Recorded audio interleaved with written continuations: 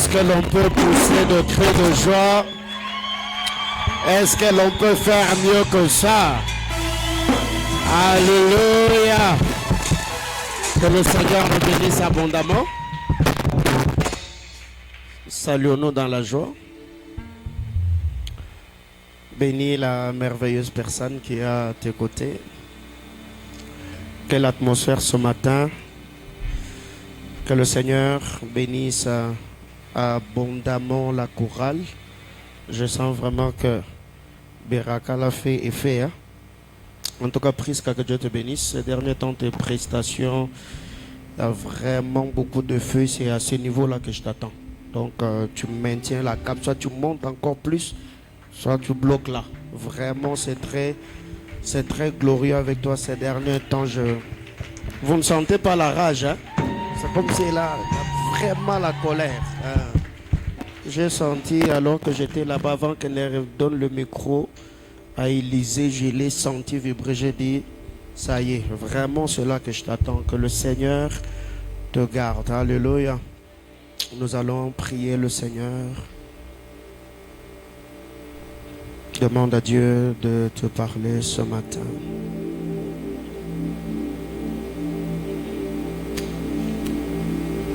Depuis la semaine, cette mélodie ne cesse de quitter mon esprit. Depuis la semaine. Alléluia. Alléluia. Demande à Dieu de te parler ce matin.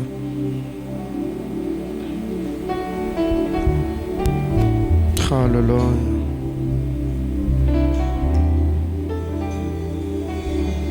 Jésus, Jésus. On est là pour toi ce matin. Olda, est-ce qu'on peut aller? Alléluia. Jésus. Alléluia.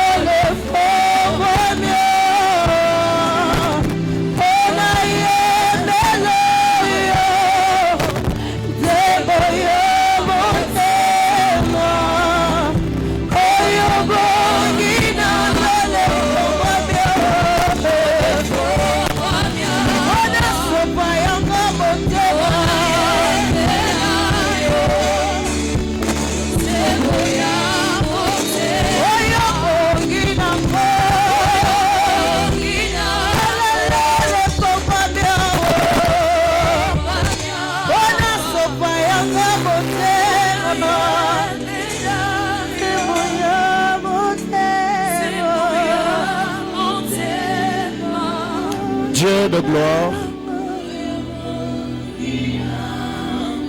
parle à nos cœurs ce matin, précieux Saint-Esprit.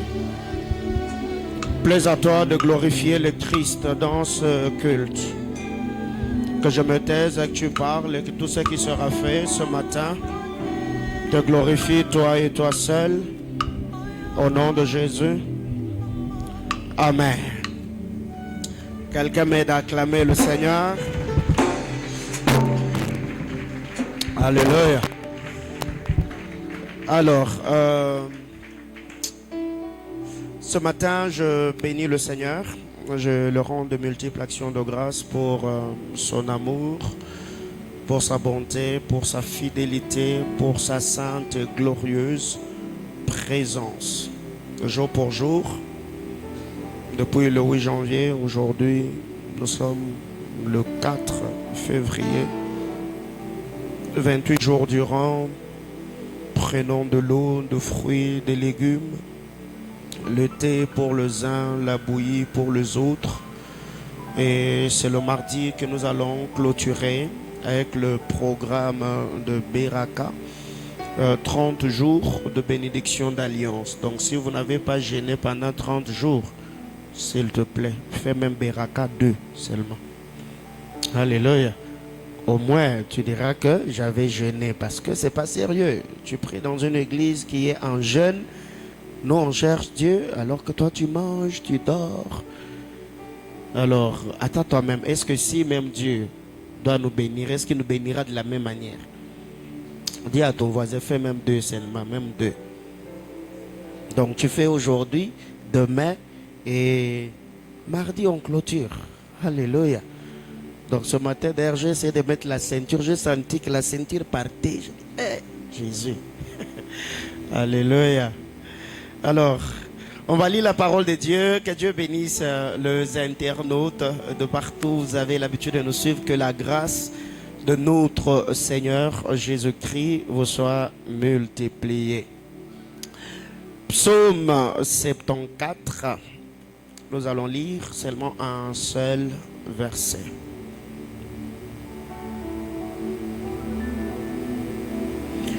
Psaume 74, psaume d'Azaph. Psaume 74, le verset 9, merci. C'est quand même le matin. Hein, on peut se tenir debout, c'est quand même le matin. Donc ça prouve à suffisance que tu es encore frais. Psaume d'Azaph 74, le verset 9. Vous avez trouvé? Alors on peut lire ensemble 1, 2, 3, go. Nous ne voyons plus nos signes. Il n'y a plus de prophètes et personne parmi nous. Parole du Seigneur, je nous prie de reprendre nos places. Nous ne voyons plus nos signes. Il n'y a plus de prophètes et personne. Je bénis le Seigneur.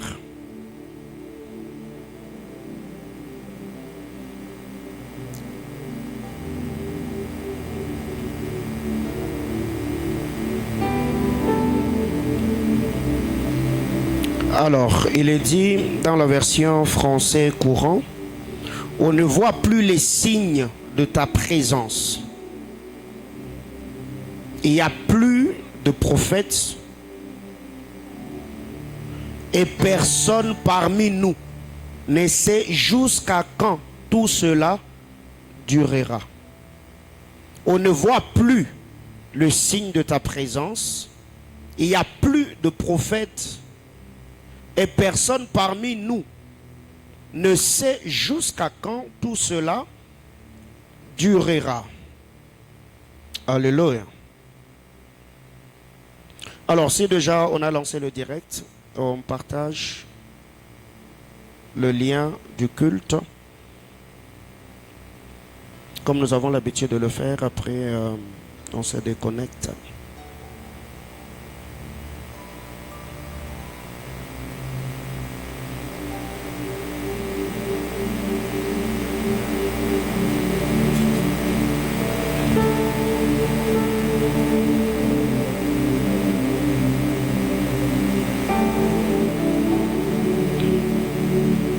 Jésus.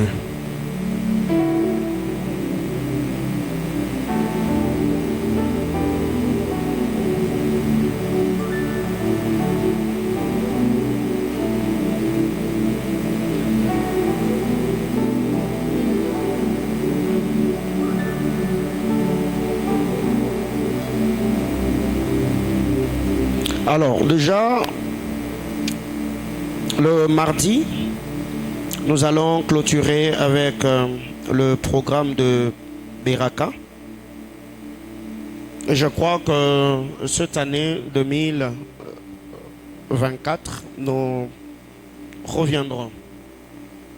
C'est vraiment une année purement christique. On parlera de Christ dans tous les angles, dans la loi, dans le psaume et dans le prophète, selon Luc 24 à son 44e verset.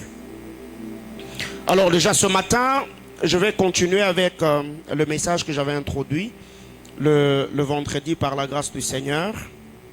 À titre récapitulatif, je ne saurais pas revenir sur ce que j'avais dit parce que j'ai aujourd'hui encore introduit le message avec un léger retard. En lisant la parole du Seigneur, ici c'est Asaph qui chante ce cantique. Et alors qu'Asaph est en train de parler, Asaph dit ceci, je suis dans la version français courant. On ne voit plus les signes de ta présence. Tu es devenu silencieux. Or, nous savons très bien que toute manifestation de la gloire, de la sainte et glorieuse présence de Dieu a toujours été précédée par sa parole. Avant que Dieu ne fasse quelque chose, il parle. Et ici, quand je parle de la parole de Dieu, je ne suis pas en train de parler seulement de la parole sous forme d'une parole prophétique, d'une promesse, non. Ça veut dire, même au jour de la création, pour que l'existence de tout ce que nous voyons soit, il a fallu que Dieu parle. Au commencement, Dieu créa les cieux et la terre et Dieu dit. Le Seigneur a parlé. Et il y a plusieurs personnes jusqu'ici qui vivent des situations bizarres et désastreuses seulement parce que jusque-là, on se pose des questions. Qu'est-ce qui se passe? Et la plupart des fois d'ailleurs, beaucoup de questions qu'on se pose, on n'arrive pas toujours à avoir de réponses claires qui peuvent devenir une tunnel d'espoir ou le filon de la révélation qui va nous permettre de nous tirer d'affaire. Et si les enfants d'Israël, par Asaph, étaient en train de se plaindre, disant, nous ne voyons plus les signes de ta présence. C'est que la présence ou la manifestation de la présence de Dieu parmi le peuple, ça donne de l'assurance. Peu importe les réalités auxquelles on est confronté. Le fait seulement de voir que le Seigneur a visité le voisin, le fait seulement d'entendre que X ou Y a été visité par le Seigneur, même celui qui était abattu ou celui qui avait l'amertume dans l'âme, il peut voir encore sa foi être rallumée. Pourquoi? Parce qu'il s'est dit, ok, donc si le Seigneur l'a fait pour X, c'est que si je persévérais, le Seigneur peut aussi le faire pour moi. Qu'est-ce qui a fait que Elimelech, Naomi, Machlon et Kiljon quittent Bethléem? Parce qu'il n'y avait plus le signe de la présence de Dieu. Or, pour les enfants d'Israël, toute la fois où Dieu était au milieu d'eux, l'abondance était l'une des caractéristiques de la manifestation ou de l'approbation de Dieu. Et quand le Seigneur s'est retiré du peuple, la disette, la sécheresse, le calamité et toutes sortes de problèmes le frappaient. Mais il a fallu que le Père revienne à Bethléem comme signe palpable de la sainte et glorieuse présence de Dieu, pour que Naomi prenne la décision de quitter Moab pour rentrer à Bethléem. Bien-aimé dans le Seigneur, tous les jours de ma vie, on prie, on cherche Dieu, désirant que le Seigneur se manifeste par de guérison, par de délivrance, par de bénédiction, par un vent de prospérité, par le mariage, et ces choses réjouissent nos cœurs. Nous ne voyons plus le signe de ta présence. Ma prière devant le trône du Seigneur est qu'après ce programme de Beraka, que le signe de la sainte et glorieuse présence de Dieu devienne palpable dans ta vie. À telle enseigne que Dieu ne soit plus une explication de par la connaissance de la parole que tu as, mais que ta propre vie explique ce que Dieu est capable de faire dans la vie des hommes. Est-ce que je parle à quelqu'un? Vous savez, il y a des moments où nous parlons de Dieu, mais il y a un moment où Dieu parle de lui-même, de par les choses qu'il réalise, des choses qu'il fait. Qui avait dit aux enfants d'Israël, aux Égyptiens plutôt, d'ailleurs Moïse est venu, il a dit, libérez le peuple. Le Pharaon a dit, qui est celui-là qui t'envoie? Mais quand ils ont vu la manifestation de la gloire de Dieu, et même aujourd'hui, ils se sont dit, ça, c'est le doigt de Dieu. Pourquoi? Parce qu'il y avait des signes. Alléluia. Dis à ton voisin, quand Dieu signe, dis à ton voisin, quand Dieu signe, il y a des signes. Alléluia. Quand Dieu signe, il y a des signes. Alors je crois que ce matin, il y a une chose que tu n'as pas compris alors que j'étais en train de dire ce que je dis. Il y a une lettre que tu as adressée à Dieu dans ce programme. Et cette lettre, depuis le début, tu l'as déposée à l'autel. Donc quand Dieu signera ta lettre, rassure-toi qu'il y aura de signes. Que quelqu'un me dise Amen.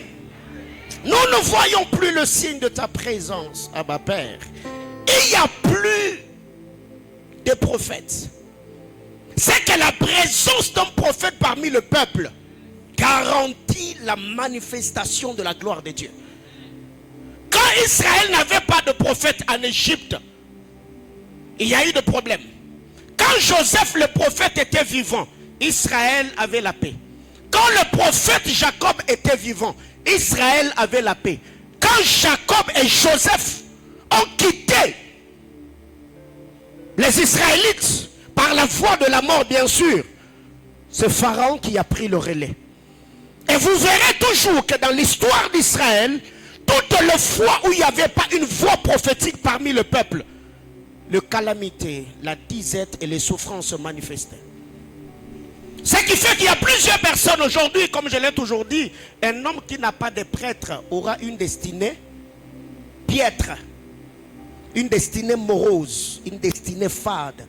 Parce que chacun d'entre nous sur la terre des hommes, nous sommes tous sacrificateurs du Très-Haut, mais vous devez savoir, nous n'avons pas le même poids dans la balance spirituelle. Quelqu'un me comprend ce matin? Il n'y a plus de prophètes. Et pourquoi il n'y a plus de prophètes? Ce que j'aime dans cette histoire, c'est que quand Asaph continue, il dit, il n'y a plus de prophètes. Comme les prophètes qui sont le porte-parole ou la bouche de Dieu ne sont pas là, la Bible déclare, et personne ne sait jusqu'à quand cela durera. C'est que la venue ou la présence d'un prophète nous rassure que le Seigneur est parmi nous. Parce que quand Dieu est là, il parle. Le silence de Dieu peut aussi être son châtiment ou sa punition. Alors quand le prophète est là, le prophète, peu importe la réalité qui nous accable, le prophète ira consulter Dieu. Et la réalité auquel nous serons confrontés, le prophète viendra avec une parole venant du Seigneur pour nous dire, les Égyptiens que vous voyez, vous ne le verrez plus jamais. Ça, c'est une parole de consolation. Ce qui fait que plusieurs personnes aujourd'hui souffrent. Ils se morfondent, ils se plaignent, ils se lamentent. Seigneur, jusqu'à quand? Seigneur, jusqu'à quand? Vous ne voyez pas que cette question, jusqu'à quand, c'est un signe de l'absence d'une parole du Seigneur à la question. Parce que si le Seigneur répondait à ton jusqu'à quand, tu ne te poseras plus cette question-là, n'est-ce pas? Et il y a quelqu'un jusqu'ici, il est à la quête d'un emploi, quelqu'un d'autre a prié pour le mariage, quelqu'un d'autre attend les enfants, quelqu'un d'autre est en train de faire des démarches, quelqu'un d'autre est malade. Et la question qu'on se pose, Seigneur, joue jusqu'à quand? Parce que tous, on a la peur de l'inconnu. Chacun d'entre nous a la peur de l'inconnu. Alors il se fait que quand nous sommes face à l'inconnu, la question que l'on va se poser, c'est que jusqu'à quand serai-je dans cette situation? Quand est-ce que ça va s'arrêter? Quand est-ce que ça prendra fin? Et c'est la présence d'un prophète par une parole de l'Éternel ou avec une parole venant du Seigneur qui peut mettre fin à ton jusqu'à quand. Et la fin de ton jusqu'à quand, c'est la réponse ou une parole fraîche sortant de la bouche du Créateur sur ta situation. Et moi je crois que ce matin, nous sommes dans l'assemblée des fils de prophètes. Ce matin, Dieu peut saisir ton voisin. Oh, est-ce que je parle à quelqu'un? Ouais. Dieu peut se servir de ton voisin pour te dire juste une parole.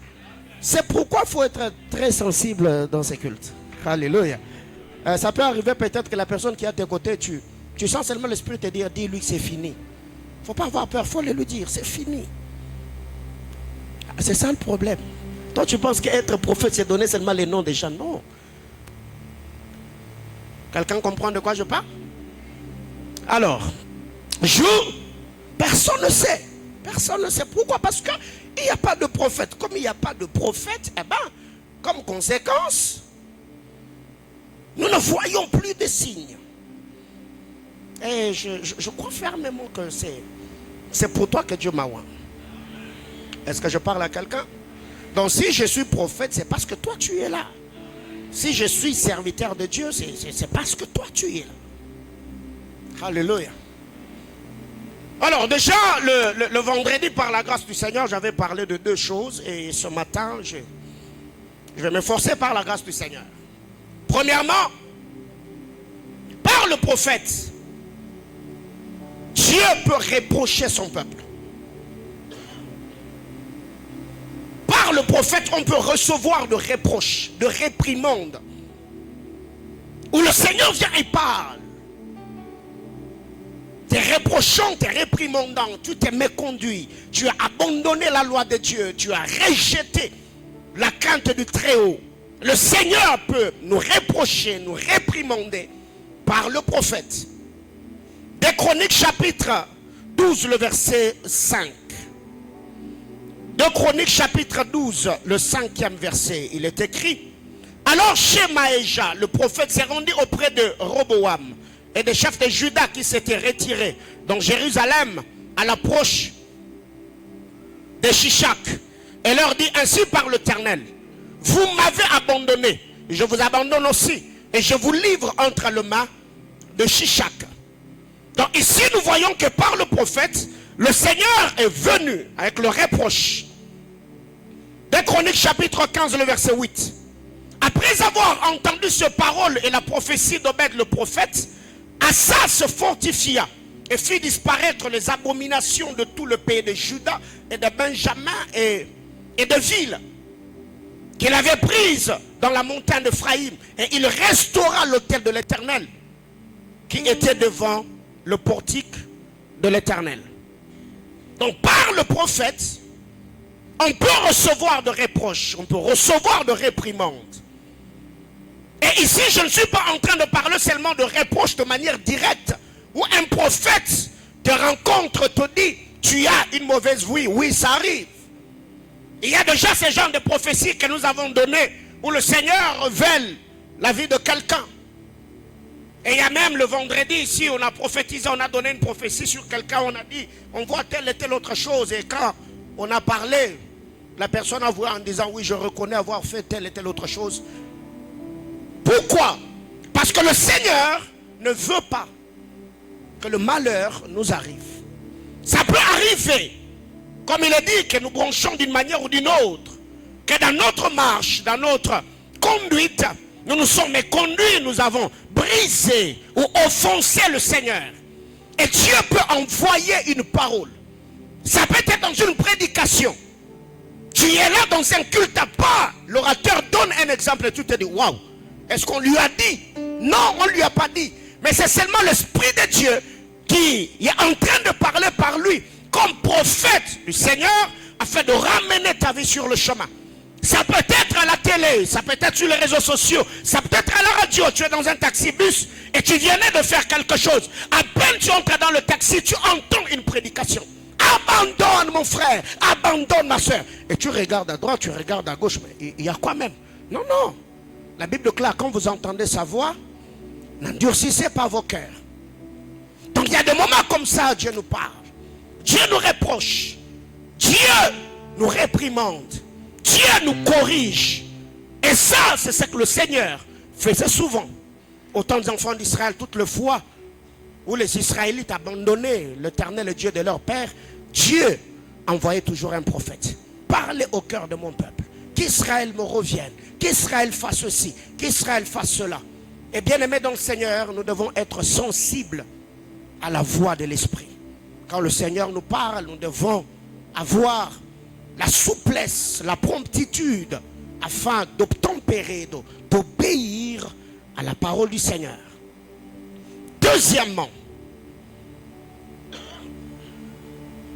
Deuxième chose, par un prophète, l'Éternel accorde la guérison. Par le prophète, Dieu peut guérir par la présence du prophète. Par l'onction qui repose sur le prophète. Ici, quand je parle du prophète, comme je l'ai toujours dit, je parle d'Éphésiens 4. Ça veut dire tout le ministre de Dieu. Pasteur, docteur, évangéliste, apôtre. Tous ceux sur qui repose l'onction ministérielle ou l'onction de la parole sont prophètes du Seigneur. Parce que ceux qui servent le Seigneur dans la nouvelle alliance sont prophètes de Christ. Ils sont prophètes de Christ. 2 Rois chapitre 5, le verset 3. 2 Rois chapitre 5, le verset 3, c'est l'histoire de Naaman le Syrien. La jeune fille qui était dans sa maison a dit à Naaman, si mon Seigneur était en Israël, l'Éternel le guérirait par Élisée, le prophète. Et vous connaissez très bien l'histoire. Quand il est parti, Élisée lui a dit, va faire le 7 plongeons. Et je crois l'année passée, j'avais promis ici que j'enseignerais sur les 7 plongeons de Naaman. Je crois que je reviendrai. Naaman est parti dans le Jourdain. Il a fait les 7 plongeons. Et alors qu'il sortit du Jourdain, la Bible déclare, sa peau était pure comme la peau d'un bébé. Pourquoi? Parce que Élisée était le sacrificateur, ou il était le prêtre. Il a libéré la parole prophétique. Et Josué, alors qu'ils étaient en train de traverser le Jourdain, il avait laissé un autel dans le Jourdain. Un autel qui avait été bâti dans le Jourdain avec le pierre prise dans le Jourdain. Et quand Naaman arrive avec la parole reçue du prophète, Naaman va monter sur l'autel du Jourdain. Par le 7 plongeons, Naaman a laissé sa lèpre, il a laissé son péché, il a laissé sa maladie sur l'autel du Jourdain et lui est sorti guéri. Et quand vous lisez la parole du Seigneur dans les livres de Matthieu, Matthieu chapitre 8, le verset 17. Matthieu chapitre 8, le 17e verset.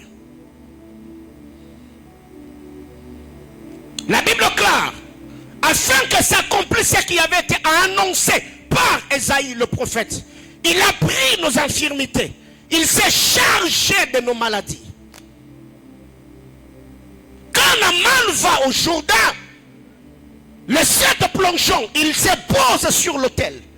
Et là, la lèpre de Naaman est restée dans le Jourdain.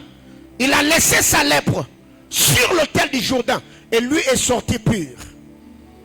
Et quand vous lisez Matthieu chapitre 3, on voit le Seigneur Jésus aller au Jourdain pour se faire baptiser. Et la prophétie d'Ésaïe devait s'accomplir. Il est allé au Jourdain. Et dans le Jourdain, il y avait le prophète ou le sacrificateur qu'on appelait Jean-Baptiste. Jean-Baptiste était en train d'officier.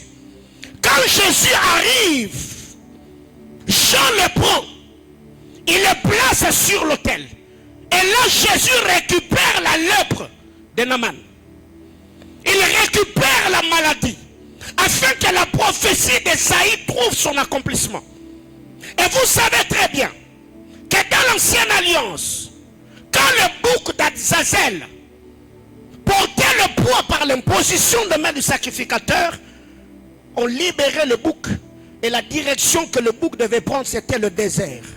Le bouc devait porter le péché en devenant errant.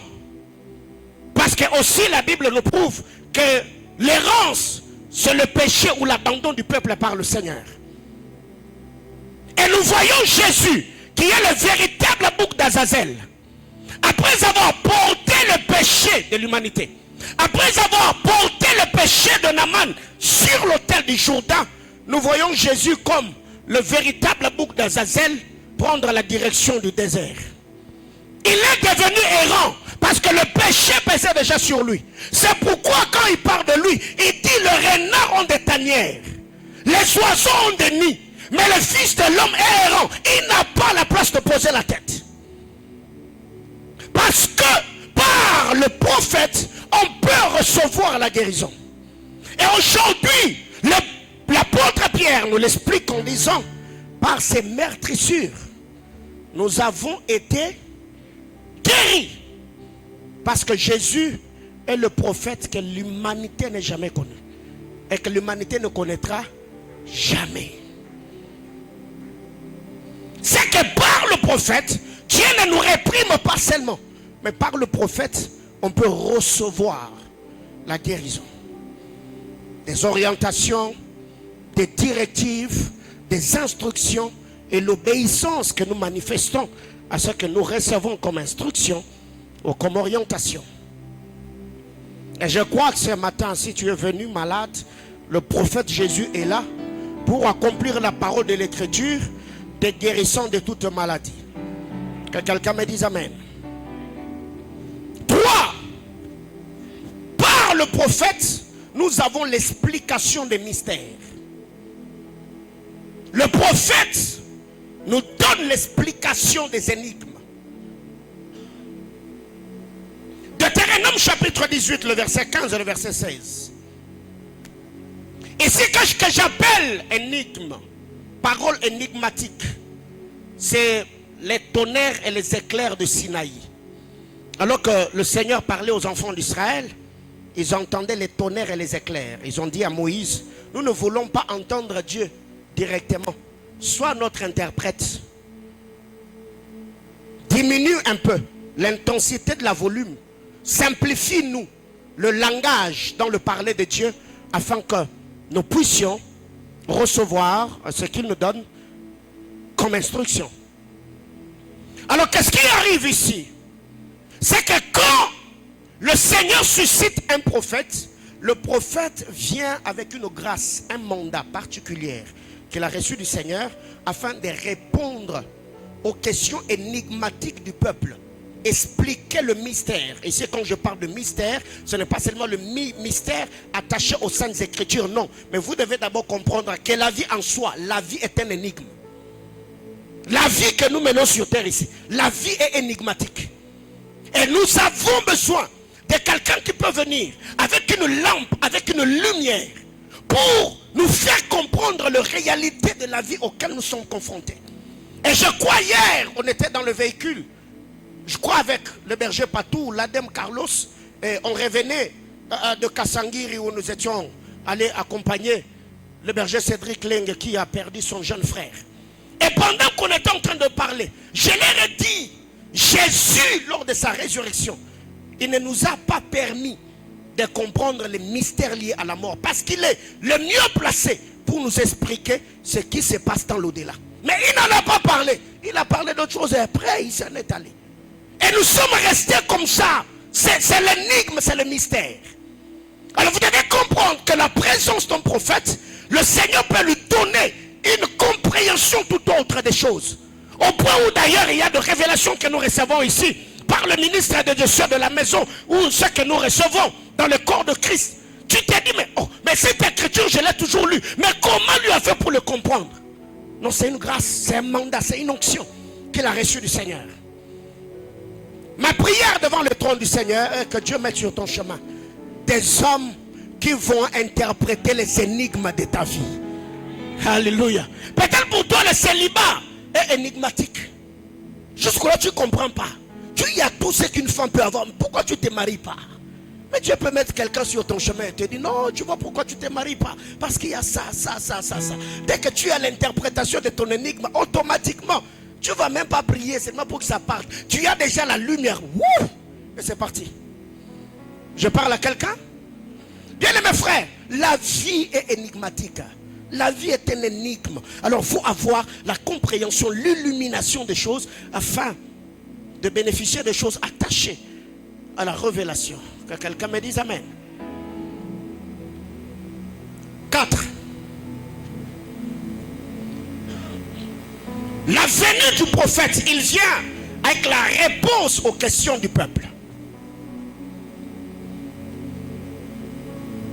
Et il y a des questions qu'on s'impose, qu'on se pose. Comme je venais de le dire que la vie est énigmatique, la vie est un énigme.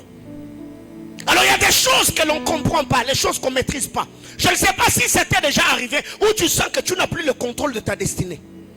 Tu sens que ta propre vie est en train de t'échapper. Tu ne maîtrises plus rien. Parce que tout ce que tu fais, rien ne va. Et par moment tu te poses la question, j'ai déjà tout fait. Par où je vais commencer pour que ça aille? Par où je vais commencer? Qu'est-ce que je dois faire pour que ça marche?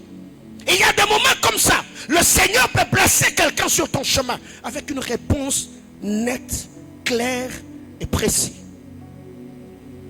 Quand vous lisez Jean chapitre 4, la femme samaritaine avait des questions qui demandaient, qui nécessitaient où? Elle avait des questions. Et à ces questions la tourmentaient, ces questions la dérangeaient. Et elle avait besoin que quelqu'un l'explique au fait. Parce que cette femme vivait dans la débauche et dans la prostitution parce que la question liée à l'adoration n'avait jamais trouvé de réponse satisfaisante. Pourquoi elle continue à vivre dans la débauche? Parce qu'elle adorait Dieu là où on ne l'adorait pas. Et Dieu ne pouvait pas se manifester pour changer sa vie. Et quand elle rencontre Jésus, elle dit à Jésus, parce que tu m'as révélé ma vie, je vois que tu es prophète. Mais la révélation que tu viens d'avoir, que j'ai 5 maris, est attachée à une chose. Vous dites que là où nous devons adorer, c'est à Jérusalem, alors que nous adorons ici. Parle-moi un peu, explique-moi où je dois adorer pour voir ma vie changer. Je n'ai jamais vu ça dans cet angle. Parce qu'après avoir reçu l'explication à sa question, elle a gardé sa cruche? Non. Elle a brisé sa cruche. Et quand vous lisez cette histoire, vous verrez que Jésus n'a pas parlé à cette femme comme elle parlait à d'autres femmes en disant, va et ne pêche plus. Parce que le péché de cette femme était attaché à une chose, l'ignorance. Où elle était au mauvais endroit. Elle n'arrivait pas à adorer Dieu comme elle devait le faire. Et vous verrez que la révélation, dans Jean chapitre 4, la révélation est progressive. Tu es juif, moi je suis samaritaine. Je vois que tu es le Messie. Tu es le prophète. Et ici, Jésus explique à la femme. Et dit, vous adorez ce que vous ne connaissez pas. C'est l'ignorance des lettres que tu adores qui t'a permis d'avoir la mauvaise vie que tu as. Et cette femme a compris que seul un prophète peut m'expliquer des choses liées à l'adoration. Parce que le prophète est un adorateur. Ce qui fait que très généralement, les prophètes sont trop émotifs. Parce que le prophète ne fonctionne pas qu'avec les yeux. Le prophète fonctionne aussi avec le cœur. Et la femme dit, vous dites que le lieu où il faut adorer, c'est à Jérusalem. Alors que nos pères ont adoré sur cette montagne. Jésus dit non, ça c'est périmé. Même ceux qui adorent à Jérusalem, ils n'adorent pas bien. Le lieu où il faut adorer Dieu, les vrais adorateurs l'adorent en esprit et en vérité. Autrement dit, là où tu es, si tu es dans l'adoration ou la vérité, tu es à Jérusalem. Là où tu es, si tu es dans l'adoration et la vérité, tu es à la montagne. C'est que ce n'est plus un problème lié à la géographie, non. Mais tout est question d'esprit et de compréhension. Elle avait des questions liées à l'adoration. Mais il a fallu qu'un prophète arrive pour l'expliquer. Et dès qu'elle a reçu la révélation, donc, j'étais en train de faire le fitness pour rien. Je montais à la montagne, je descendais, je montais, je descendais. Alors que je peux seulement m'enfermer dans ma chambre. Je lève mon esprit et je pars. Oh, aujourd'hui ça t'arrive, non? Les lieux de culte, c'est pas d'abord quand on est à l'église. Même dans un taxi-bus, l'apôtre Paul dit, en tout lieu et en tout temps. C'est même dans un taxi-bus, pendant que les autres sont en train de parler foot, ils sont en train de discuter. Toi, tu es là, en train de faire ton culte. Frère, j'aime la nouvelle alliance, frère. Jésus a tellement simplifié les choses que je n'ai plus besoin de trop d'acrobatie. Non. C'est élever l'esprit. C'est adorer Dieu. Vous voyez ce que ça fait? Est-ce que vous voyez ce que ça fait? Oh. Moi et vous, on est où? Hein? On est où ici? On est à l'église, non? L'église est sur quelle avenue? Des aviateurs. Dans la commune de Lubumbashi. Mais maintenant, là, pendant que moi je vous, on est en train de parler, je suis à Colosie.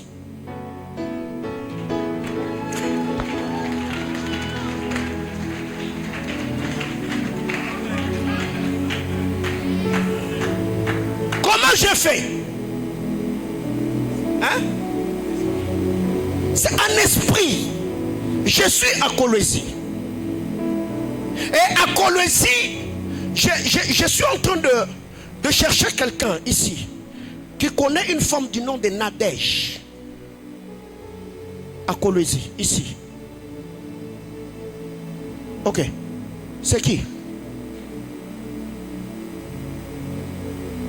C'est une dame que tu connais. Ah, ok.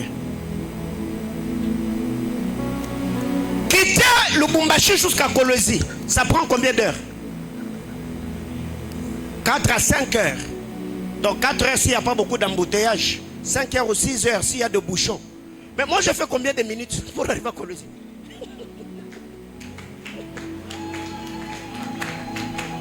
C'est ça le problème même dans l'adoration. Donc pendant qu'ils étaient en train de fournir des efforts pour aller à la montagne. Donc moi dans ma chaise, les sopradi, je suis déjà là. Le Seigneur était en train de me dire, parler avec Madame Nadège. Parce que alors que le Seigneur était en train de me parler de cette dame, le Seigneur me dit qu'elle est mariée. Et Dieu m'a donné le nom de Junior. C'est son fils. Ok. Il n'a pas seulement, je vois un autre garçon qui s'appelle Peniel. C'est son fils, hein? Ok. Et Dieu m'a dit son mari s'appelle Lungu. Je ne connais pas le nom de son mari. Ok. Parce qu'au moment où je suis en train de parler, je vois un homme comme à l'hôtel avec une Bible. Madame Nadège est là, un teint clair, n'est-ce pas? Son mari prêche, hein? Ah, ok. Son mari est prédicateur. Et il s'appelle Lungu. Le Seigneur est en train de me dire, parlez avec Madame Nadège. Qu'elle rende des multiples actions de grâce. Parce que pendant que j'étais en train de parler ici, que je me voyais à Colosie, le Seigneur était en train de me faire voir. J'ai vu son mari qui avait une Bible à main. Mais à un moment, j'ai vu beaucoup d'abeilles en train de tourner autour de la Bible que son mari avait. Et j'ai vu le feuille de la Bible, je sais pas, c'était comme en train de se froisser. Ça se froissait. Mais pendant que je voyais cette scène, j'ai vu Madame Nadège. J'entends un nom comme Matondo.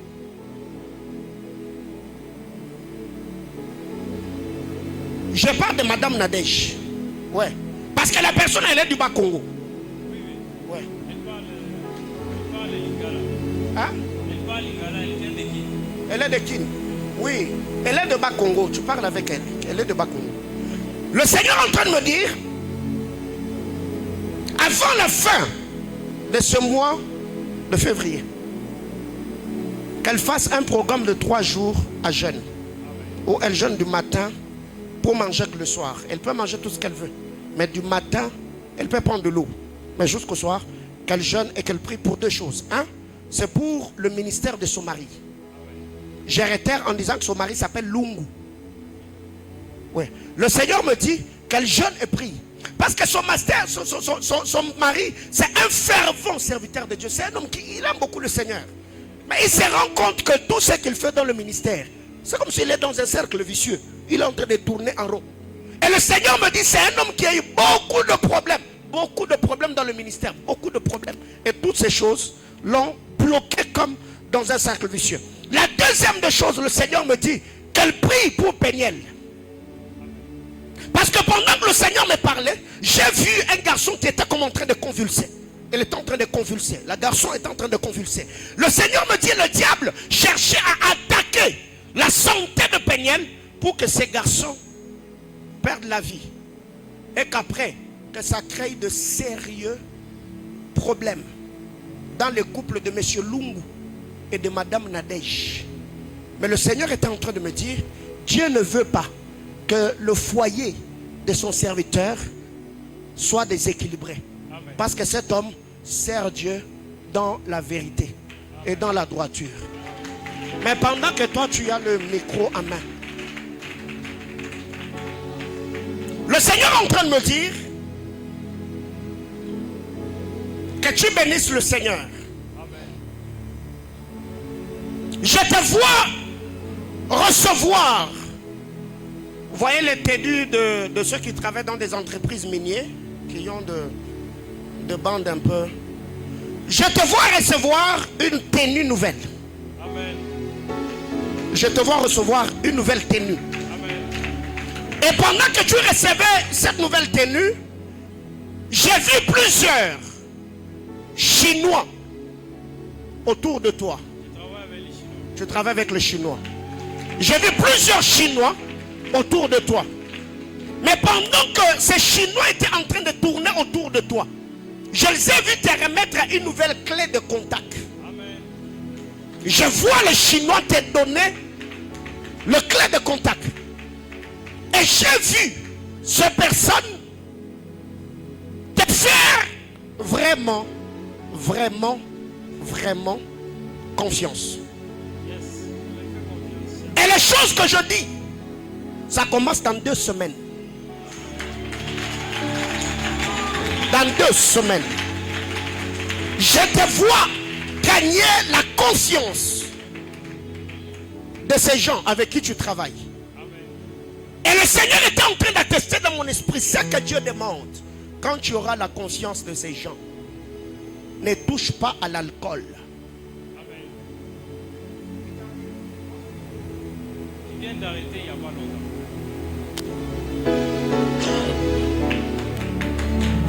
Parce que c'est qui peut détruire ton travail. Ne le fixez pas. Ne le prenez pas. Ce qui peut détruire la conscience de ces gens et mettre fin au travail, c'est la boisson. Amen. Mon frère, si tu as envie de boire, tu sens vraiment que tu veux boire, papa, bois les jus. Vraiment, si vous sentez vraiment que on met là, papa, dépensez un bon on met la jus, mais la sucré, mais là on a canda, donc tu dis non mais là on a canda pour ma sanga nanzo ton kotate.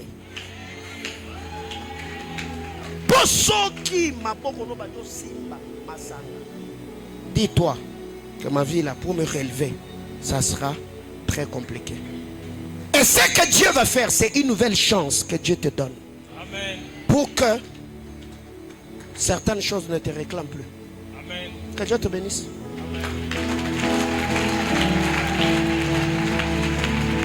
Amen.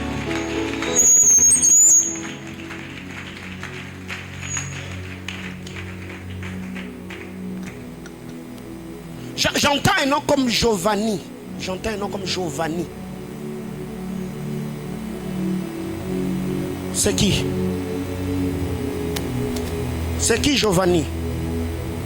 C'est ton cousin. C'est qui Giovanni? Une amie. Un ami. Mais Giovanni que moi je vois, c'est comme une fille. C'est qui? Hein? Ta cousine. C'est qui? L'enfant de ton grand frère. Ah, ok.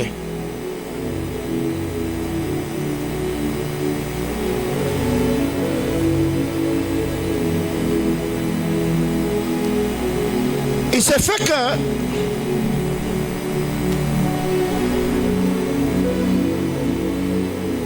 Dieu dans son amour.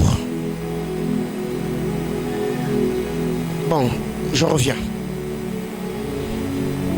Je disais que le prophète, par le prophète, le Seigneur fait quoi? J'étais où déjà? Le Seigneur fait quoi? Il répond aux questions. On est en train de parler de Jean 4, n'est-ce pas? Dieu répond aux questions par le prophète. La question de la vie qu'on se pose, jusqu'à quand? Comment ça finira? Ma vie, qu'est-ce qui m'arrivera dans la suite des temps? Parce que chacun d'entre nous se bat pour avoir le contrôle de sa destinée. Mais quand tu sens que ta destinée ou ta vie commence à t'échapper, ça devient inquiétant. N'est-ce pas? Ça vous arrive à vous? Ça m'arrive à moi aussi. Mais je suis dans quoi? Qu'est-ce que je dois faire pour remettre ma destinée sur le rail? Et par une révélation prophétique, le Seigneur peut te faire grâce. Par le songe, par le prophétique, par une parole de l'écriture, tu tombes dessus et tu sens le Saint-Esprit attester dans mon esprit que cette parole est à toi. Quelqu'un me comprend? Alors, une autre chose, c'est que par le prophète, nous avons des réponses aux questions, n'est-ce pas? Et même la question de Genèse 22 a trouvé la réponse par un prophète. Alors qu'Isaac montait avec son père, Isaac a posé la question, où est l'agneau? Et cette question était restée pendante parce qu'Abraham a dit seulement l'Éternel pourvoira. Il a fallu qu'un prophète arrive pour répondre à la question pendant d'Isaac. Quand il a vu Jésus, il a dit, voici l'agneau.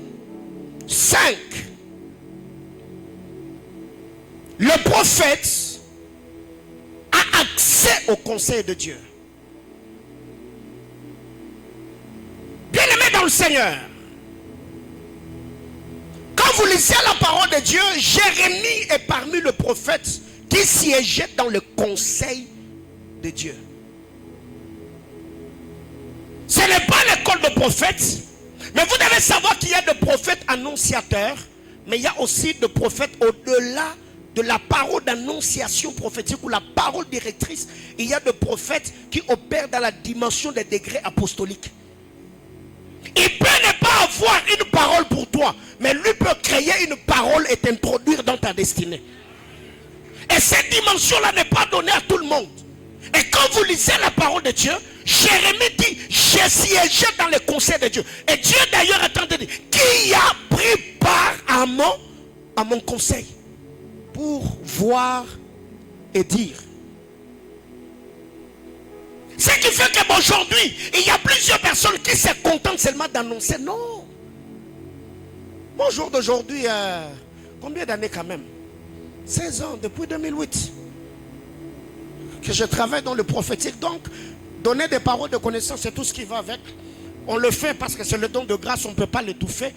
Mais aujourd'hui, moi j'ai besoin de...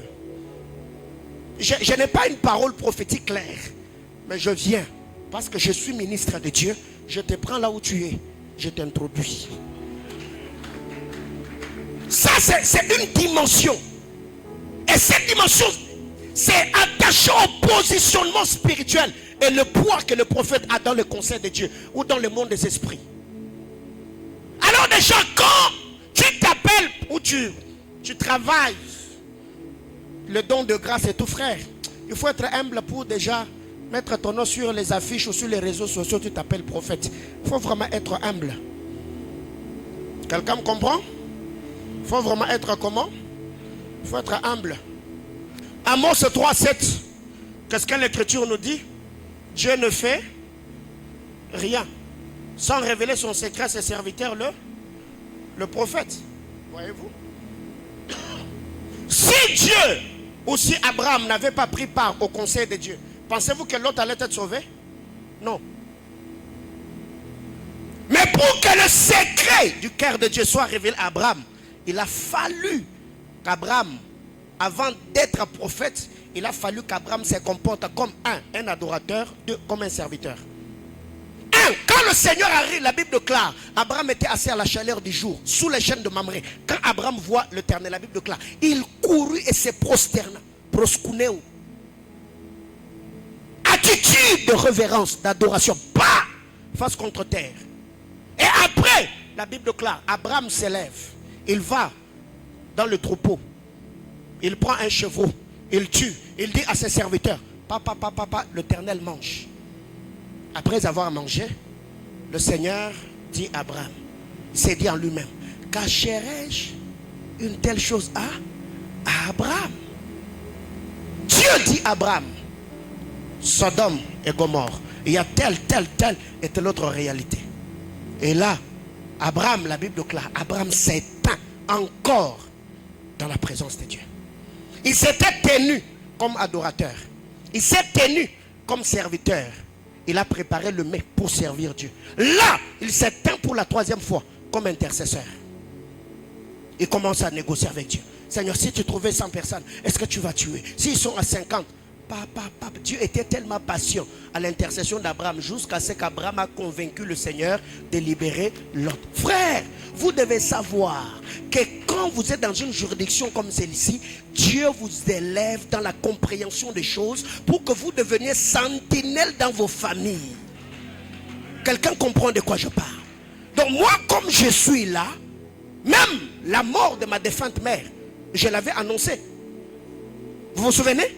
En 2020, je revenais de Kinshasa. Je l'ai dit que pendant qu'elle priait pour moi, Dieu m'a dit que ce que je devais recevoir de mon père comme bénédiction, c'est ce que ma mère venait de déposer sur ma vie. Elle ne vivra plus longtemps. Mais quand Dieu te dit, tu ne sais pas, ça sera combien de temps? Voyez-vous? Ce qui fait que quand je suis allé à Kinshasa, plusieurs personnes s'étonnaient du fait que j'étais là. Parce que j'étais divinement averti. Et j'avais déjà préparé mon cœur. La Bible déclare, Dieu ne fait rien sans révéler. Dieu parle toujours, frère. Par moments, c'est nous qui sommes distraits. Dis à ton voisin, Dieu parle toujours.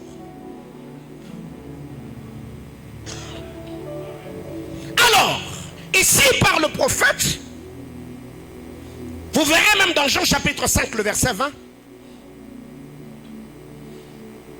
Jean chapitre 5, le 20e verset, c'est Jésus qui parle d'ailleurs. Jean 5, le 20e verset. Car le Père aime le Fils et lui montre ce qu'il fait. Et lui montrera des œuvres plus grandes que celles-ci afin que vous soyez dans l'étonnement. Le Père aime le Fils, il lui montre tout ce qu'il fait. Et lui montrera encore des choses plus grandes, plus glorieuses, plus excellentes. Bien aimé dans le Seigneur, la question que moi je me pose, comment vous faites pour passer des mois et des mois? Tu n'arrives pas à capter la voix de Dieu. Comment ça arrive? Je peux ne pas être prophète, mais c'est quasiment impossible que je ne sois pas prophétique.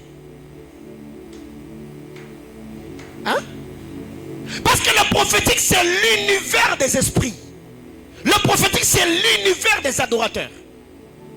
Ce qui fait que quelqu'un peut ne pas te dire Dieu me dit, mais tu peux capter le message par son mode de vie.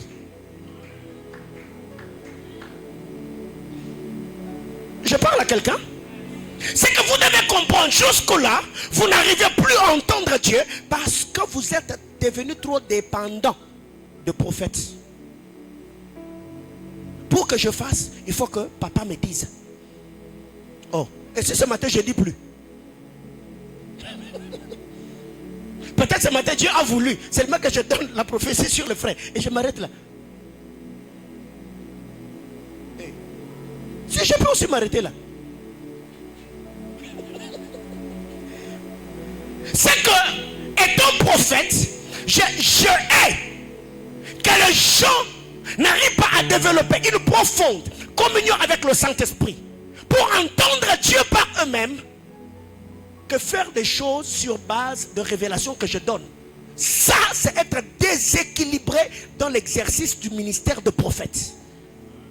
C'est que la plus grande dimension dans le prophétique, c'est utiliser mon onction pour aiguiser ta sensibilité à telle enseigne que tu arrives à entendre Dieu par toi-même.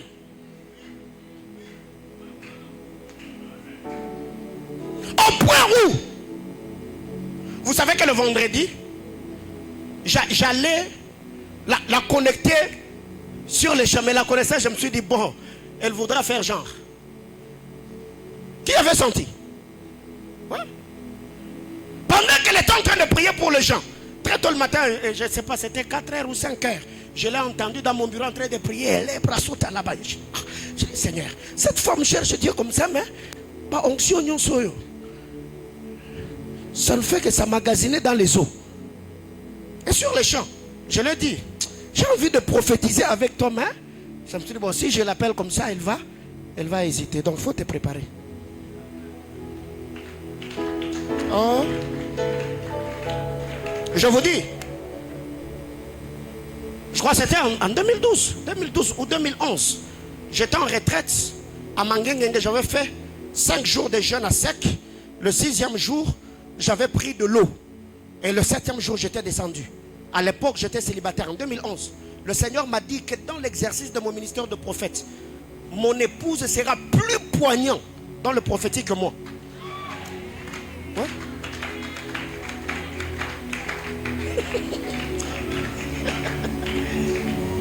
Bien-aimés frères, je ferme la parenthèse. Alors, je suis en train de dire que là où je suis arrivé, ma plus grande joie n'est pas de prophétiser. Ma plus grande joie est d'avoir une assemblée de prophètes. Ça veut dire des hommes et des femmes qui sont capables eux-mêmes d'entrer dans les conseils de Dieu, puiser des informations sur leur vie et sortir avec vous l'annonçant et disant, Dieu m'a dit pendant que je priais. Moi je voudrais que tu commences à entrer dans mon... Tu me dis, papa, quand je priais, Dieu m'a dit, je te dis ce que tu me dis. Dieu me l'avait déjà dit. D'ailleurs, ce que toi tu as vu, ça s'est arrêté là. Mais regarde ce que Dieu t'a pas dit. Il y a ça. Ah frère, dis à ton voisin, 2024, ni moi comme Ngine. Ni moi comme Ngine. Ni moi comme Ngine, frère. Jésus est prophète. N'est-ce pas? Jésus est prophète, n'est-ce pas? Alors descendons un peu. Je vais m'arrêter. Parce que je sens d'ailleurs que je vais plus continuer avec le service prophétique. On parle et on rentre. Alléluia. 3 autres choses. Et je m'arrête là. Dans 15 minutes. 10 minutes d'ailleurs, je vais me forcer. Je vais m'arrêter. Dieu comme prophète. Dieu. Toi, mais ça m'a sous point. Dieu comme prophète. Petit A. Genèse 18, le verset 12 et le verset 13. Genèse 18, le verset 12 et le verset 13. La Bible déclare. Elle rit en elle-même en disant, maintenant que je suis vieille, aurais-je encore de désir? Mon Seigneur aussi est vieux. L'Éternel dit à Abraham, Pourquoi donc Sarah a-t-elle ri? En disant, est-ce que j'aurai un enfant? Moi qui suis vieille. Pendant que Sarah riait, elle était dans sa tente. Elle était dans son coin en train de rire. Dieu de l'autre côté en train de s'entretenir avec Abraham. Est-ce que ça ne réjouit pas ce que Élisée a dit à Géasi? Pendant que tu descendais de ton champ pour prendre le présent, mon esprit était là. C'est que Dieu, la présence de Dieu avait saturé le contrée où Abraham vivait. C'est que tous les radars spirituels étaient allumés pour capter tout le mouvement qui se faisait. Dieu est là et de l'autre côté, Sarah rit. Dieu se lève et dit, mais pourquoi Sarah a-t-elle ri? Pourquoi elle a dit dans son cœur que je suis vieille? Alors écoute Abraham, l'année prochaine, parce que je ne suis pas seulement prophète annonciateur, je suis aussi un prophète de degré.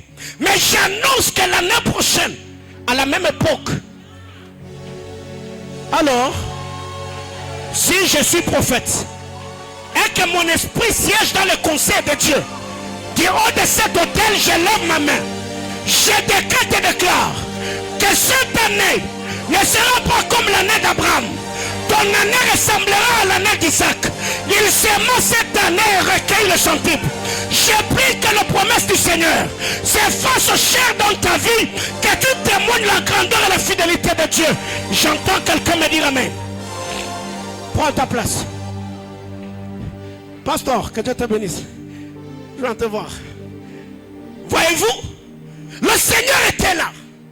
Il dit, mais Abraham, pourquoi Sarah a ri? Pourquoi il a ri? Dans la dimension prophétique, Dieu peut t'amener à lire même le pensée dans le cœur des hommes. C'est ce qui est dit sur Jésus. Il lisait les pensées du cœur. Oh, on l'a déjà fait plusieurs fois. Pendant le service prophétique, j'ai dit 1, 2, 3. Dieu me dit, toi, maintenant là, tu as dit ça dans ton cœur. La personne te dit.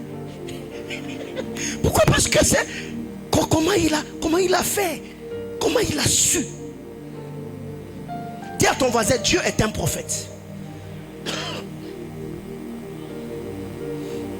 Oui, Genèse chapitre 18, le verset 10. L'un d'entre eux dit, je reviendrai vers toi à cette même année, et voici Sarah ta femme aura un fils. Sarah écoutait à l'attrait de sa tante qui était derrière lui. C'est que ici nous voyons Dieu annoncer que l'année prochaine, à la même époque, je reviendrai. Tu as vu quelque part où Dieu est venu? Dieu a dit l'année prochaine. Dieu a menti? Non. Dieu ne ment pas. Dieu est revenu sous forme d'Isaac. L'année prochaine, je reviendrai. C'est que Dieu a pris le corps d'un bébé pour naître dans la maison d'Abraham.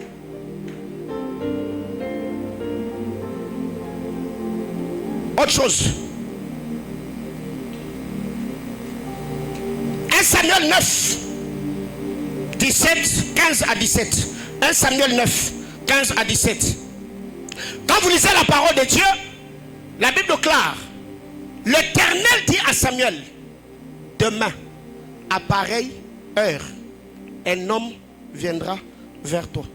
Il s'appelle Saül. Il est benjamite. Tu le oindras comme roi en Israël. Quand Saül arrive, Samuel était là. Et Dieu lui dit, c'est lui, l'homme dont je t'ai parlé hier. Dis à ton voisin que Dieu est un prophète. Et vous verrez qu'ici, ce n'est pas un ange. Ce n'est pas l'esprit. Non, c'est Dieu lui-même qui donne des détails à son oint. En lui disant, demain, telle heure, il y a tel événement, il y a telle séquence, il y a telle et telle autre chose. Et ce que le Seigneur avait annoncé, c'était arrivé comme il avait dit. C'est lui de qui Moïse a écrit. et dont le prophète ont parlé. Jésus de Nazareth, fils de Joseph, virgule, prophète.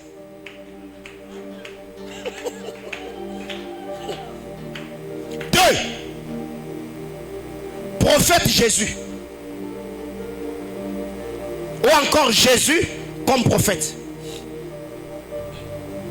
Jean chapitre 1er, le verset 42.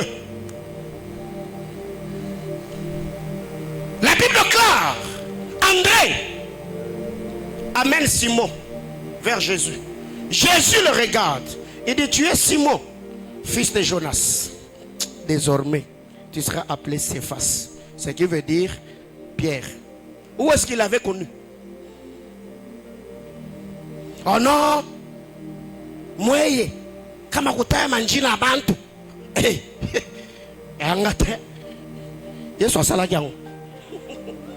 Jésus donnait le nom des gens frères. Oh, est-ce que c'est pas écrit? C'est écrit.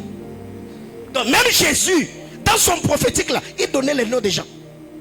Jésus ne donnait pas seulement les noms des gens, Jésus changeait aussi les noms des gens. Parce qu'il n'est pas seulement prophète, annonciateur, mais il est aussi prophète de degré. Il dit, tu es Simon, fils de Jonas. Tala, Nzamba m'a désormais mon avis là.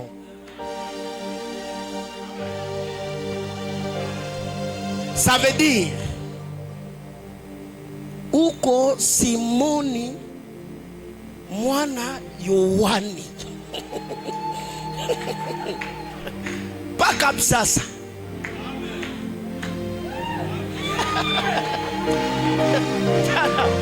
L'obité.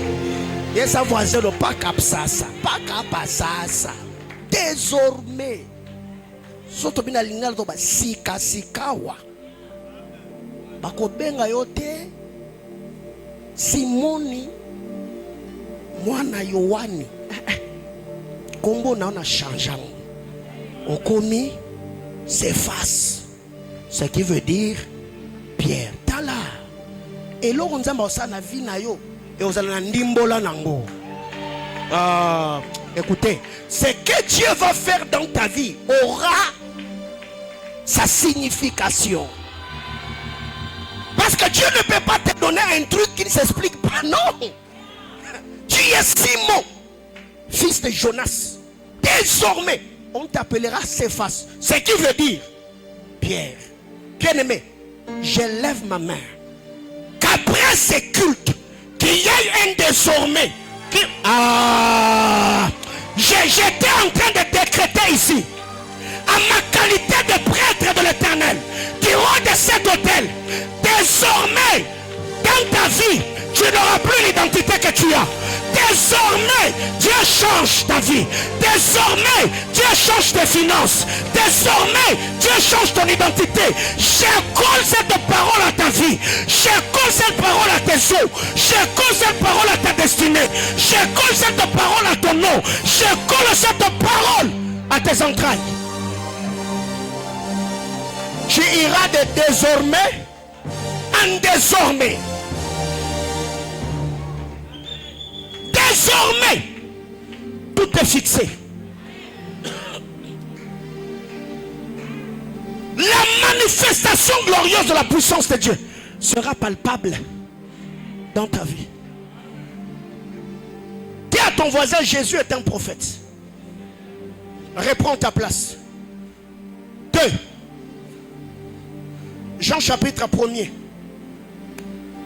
Cette fois-là, le verset 47 et le verset 48. Jésus voit venir vers lui Nathanaël.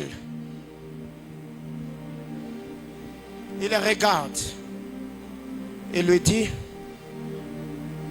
qu'est-ce que Jésus a dit? Hein? Jean 1, 47, 48. Jésus a dit quoi? Et Philippe dit quoi? Où me connais-tu? Jésus dit quoi?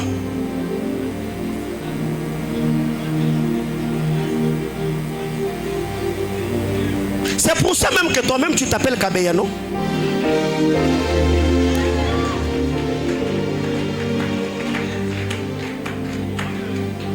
Hein? Où me connais-tu? Jésus lui dit, quand tu étais sous le figuier, moi je t'avais fait. Je t'ai vu. Dis à ton voisin, Jésus est prophète. Tu m'as déjà donné ton nom? Bien-aimés frères, écoutez. Vous savez, ce matin, je pouvais prendre 1 heure comme ça. Je donne seulement l'écriture. Jusqu'à quand? Après je commence. Dieu me dit, Dieu me dit, Dieu me dit, Dieu me dit, Dieu me dit, Dieu me dit. Un exemple. 1, 2, 3. Qui a une connaissance ici qui s'appelle Hortense? Hortense, son mari s'appelle Passion. Son premier fils s'appelle Logan.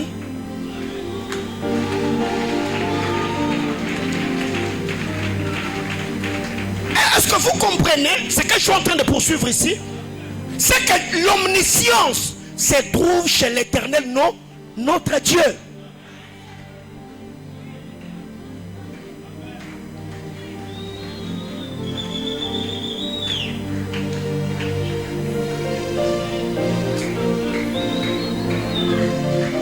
Jésus dit ceci à Nathanaël. Donc ce que je fais, ce ne sont pas des spectacles. Ça veut dire qu'il y a un message pour toi. Tu me vois après culte, toi aussi, tu me vois après culte. Voyez-vous?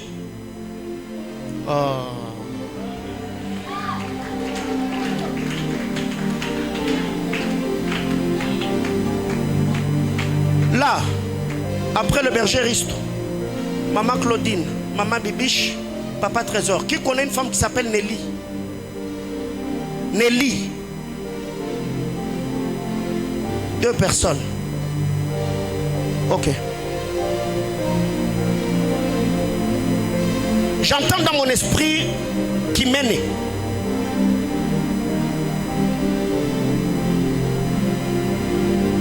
C'est qui?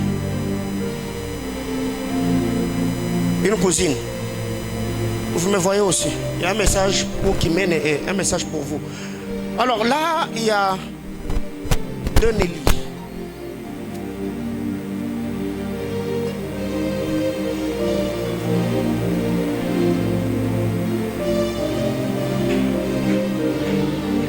Le 2 Nelly. Qui connaît quelqu'un qui s'appelle Samba? Ok. Alors je disais que Jésus est prophète. Jean 4, 17 et 18. Jésus regarde la femme samaritaine et dit à cette femme, tu as eu combien de maris? Et celui avec qui tu es maintenant n'est pas? Jésus avait déjà rencontré cette femme avant? Non. Alors ça nous renvoie à dire que Jésus est prophète. Bien-aimé dans le Seigneur, pour que le cœur de cette femme s'ouvre et qu'elle soit sauvée, il a fallu que Jésus utilise le prophétique pour révéler les choses de sa vie. Frère, en ces temps où nous sommes avec l'incrédulité des hommes, le prophétique est une onction indispensable. J'ai dit en ces temps de la fin, nous avons besoin de prophètes qui voient. Mais aussi j'équilibre. On n'a pas seulement besoin de gens qui voient, mais les gens qui sont également porteurs de la vie de Dieu. Parce que tu peux voir en manipulant, tu peux voir en couchant avec des femmes de gauche à droite, tu peux voir en escroquant les gens. Non, ça veut dire l'onction prophétique est sur ta vie. Mais pour un seul but, conduire le peuple vers le Christ.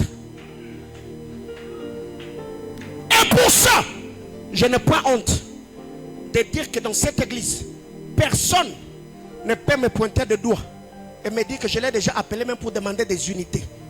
Je dis bien personne. Les trésoriers sont ici. Jamais depuis qu'on a commencé cette œuvre, même quand j'étais à la compassion, jamais je n'ai appelé pour dire je n'ai pas de bunga, achetez-moi la farine dans l'argent des offrandes. Jamais. Et je le ferai jamais. On fait ce que l'on fait. Et même les gens pour qui nous prophétisons, ça passe. On ne demande pas l'argent. C'est pas pour ça que Dieu m'a oué. Comme je sers Dieu dans la droiture, le Seigneur prend soin de moi. Je ne manque pas l'argent. Toutes les fois où j'ai besoin d'argent, Dieu me donne l'argent. Est-ce que moi je t'ai déjà demandé l'argent? Je t'ai déjà appelé pour te demander l'argent? Jamais. Est-ce que je n'en ai pas le droit? Si. Eh. Si on a saigné, on repère ça. Oh. Oh, quoi, on a pour la mabe na tonga, ouais. Je te dis. Mais je ne le fais pas. Parce que je me dis, ce n'est pas pour ça que Dieu m'a oint. Ce n'est pas pour ça que je suis votre pasteur. Si Dieu te touche pour que tu me bénisses, gloire à Dieu. Mais utiliser mon onction pour esto, jamais je le ferai. Dernier point. Oh là. On a parlé de Dieu comme prophète. On a parlé de Jésus comme prophète. Parlons de l'esprit de Christ qui inspire le prophète de la nouvelle alliance. J'ai donc 3 textes. 1. Acte chapitre 11, le verset 28. Acte 11, 28.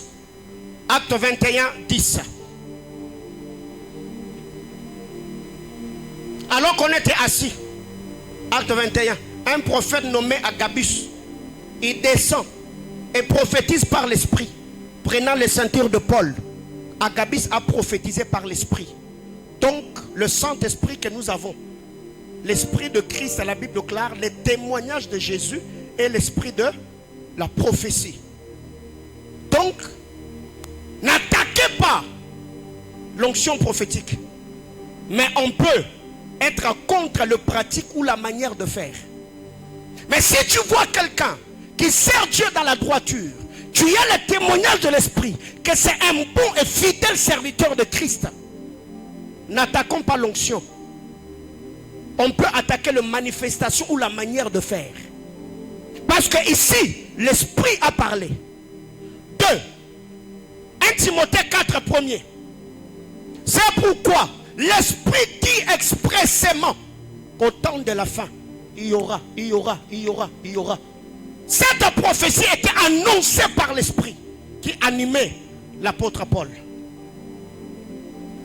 3. Acte 13, 2.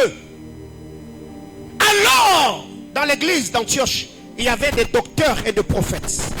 C'est pourquoi là où il y a l'onction prophétique, il faut qu'il y ait l'onction doctorale pour enseigner. De peur que certains pratiquent au nom de la spiritualité n'entrent dans le sacerdoce. L'église d'Antioche, il y avait des prophètes et des docteurs. Donc le prophète prophétisait, les docteurs filtraient leur manière de faire et leur mode opératoire par l'enseignement ou la doctrine de Christ. C'est pourquoi même l'apôtre Paul dit que l'un prophétise, que les autres jugent. Ceux qui jugent, ce ne sont pas seulement des prophètes expérimentés dans l'office de prophète, mais c'est aussi des prophètes docteurs qui jugent les dires de prophètes par le Saintes Écritures, par la doctrine de Christ, pour qu'il n'y ait pas de dérapage. Alors, très généralement, les prophètes qui sont dans des pratiques douteuses, oh non, c'est l'esprit. Oh papa, Nachi, tout n'a pas takatif. Il se camoufle toujours. Oh non, vous voyez, Non, la Bible nous dit aussi, n'ajoutez pas foi à tout esprit. Faites quoi? Même la prophétie de l'apôtre Paul dit, prenez ce qui est bon. Ça veut dire, l'esprit de prophète annonce. Mais aussi l'âme du prophète peut ajouter autre chose sur ce que l'esprit de prophète ou l'esprit de Christ a parlé à l'esprit du prophète. Il y avait des docteurs et des prophètes. Et le Saint-Esprit dit, mettez-moi à part Saul et Barnabas pour l'œuvre à laquelle je les ai appelés. Qui a parlé? L'Esprit. Mais ce n'était pas une colombe qui était là. Non. L'Esprit a parlé par un homme. Mettez-moi à part Saul et Barnabas pour l'œuvre à laquelle je les ai appelés. Bien-aimés frères, Jésus-Christ est prophète.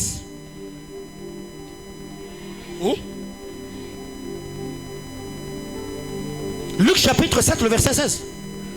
Un grand prophète apparu par parmi nous, Jésus-Christ est prophète.